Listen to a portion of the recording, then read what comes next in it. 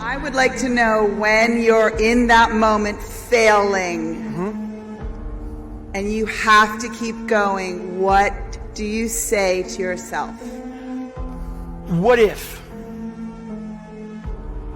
A lot of times I'll be in a 200-mile run or something like that, and I'm all jacked up. Body's broken, mind's broken, spirit's broken. I started to say, what if I can pull this off? When I first walked into the Navy SEAL recruiter's office, he looked at me and said, there's only been 35 African Americans in 70 years make it through. You know what I said to myself? What if I can be the 36th? It's the what if I can pull off a miracle.